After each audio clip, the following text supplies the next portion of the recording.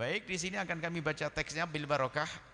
Waktu zuhur, adz-dzuhru waktu zuhur, salat zuhur. Wa waktuha waktu zuhur adalah idza zalati syamsu. Jika matahari sudah tergelincir ila masiri dhilli kulli syai'in mithlah. Masiru dhilli kulli syai'in mithlah. Kalau waktu zuhur itu mulainya kapan? Enggak pakai jam pun kita bisa di kampung.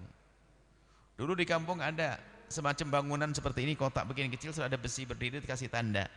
Itu tuh ngelihat waktu zuhur. Waktu zuhur tuh pokoknya begini. Jika matahari sana kan timur. Matahari di atas kepala kita namanya istiwa, lurus. Jadi kalau ini begini, lurus.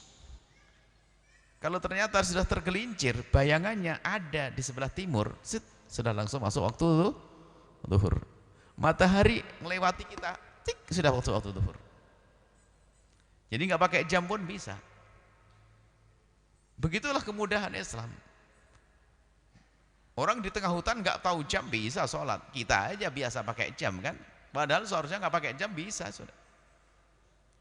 Dan kita dulu masih ingat di kampung itu kalau pengen sholat zuhur langsung lihat matahari, oh sudah kelewat, langsung waktu zuhur masuk. Sudah tahu.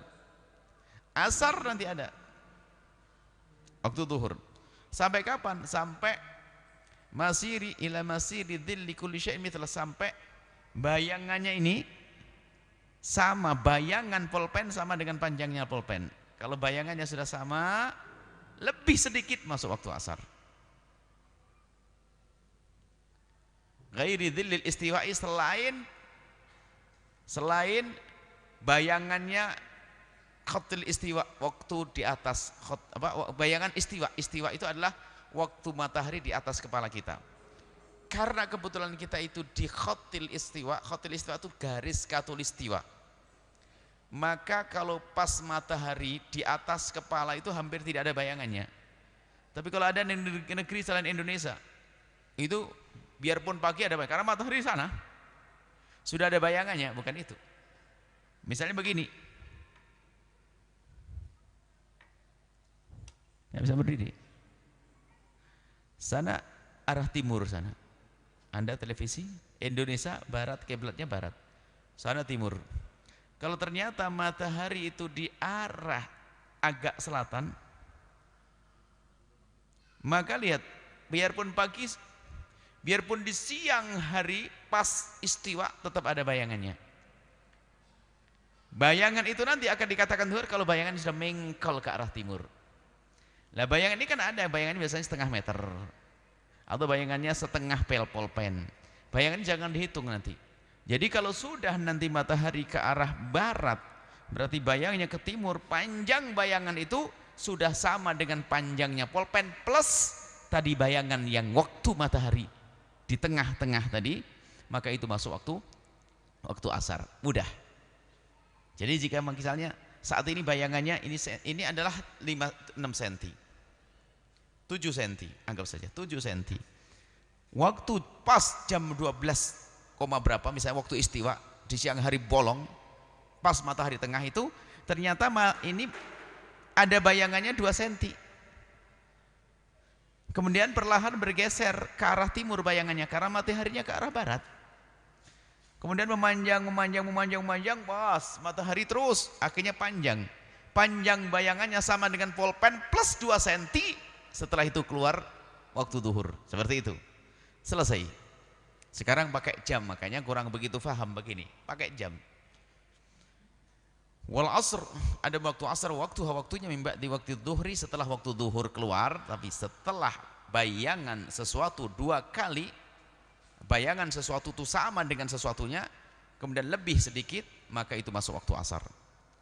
Mimba di waktu zuhri, mulai waktu zuhur ila maghribis syamsi, sampai terbenamnya matahari, full terbenam. Jadi kalau matahari masih mengintip kita, belum masuk waktu maghrib. Harus matahari bukan di gunung, di hamparan luas, misalnya di laut. Nah, kalau di balik gunung jangan sampai nanti maghribnya jam 6, gara-gara di balik gunung jam 4.50, 30 sudah maghrib buka, nanti ngaco namanya.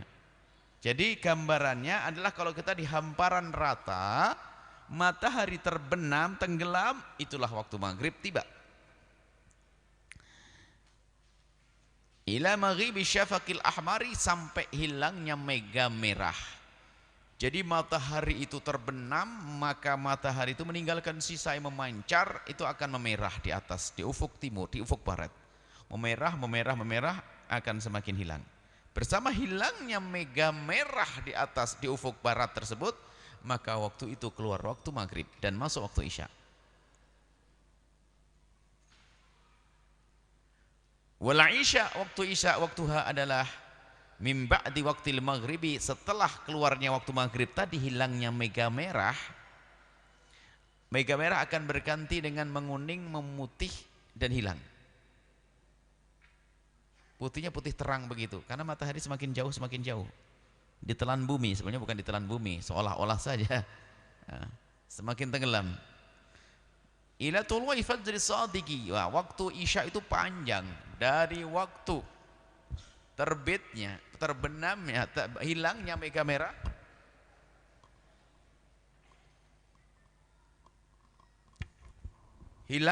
merah hingga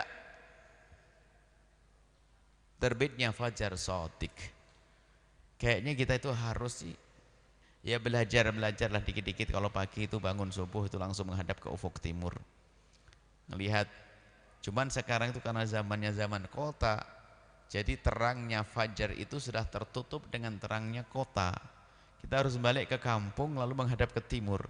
Jadi yang namanya fajar itu ada dua fajar. Bukan fajar tetanggamu, bukan.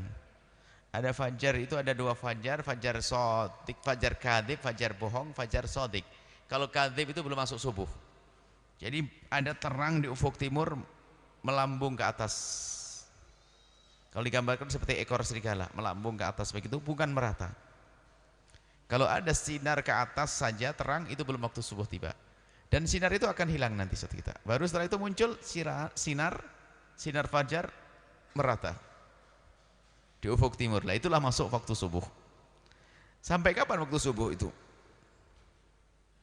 Wasubhu waktuha, ada waktu subuh, waktuha mimba di waktil isya'i. Setelah waktu isya hilang, masuk waktu subuh, terbitnya fajar shadiq ila tulu'i syamsi, sampai terbitnya matahari. Lah kalau terbitnya matahari nggak harus nongol semuanya. Baru kita diintip matahari, maka waktu subuh sudah hilang. Berbeda kalau waktu maghrib, tenggelamnya matahari baru waktu maghrib tiba. Jadi Anda diintip oleh matahari sudah waktu subuh sudah hilang, habis.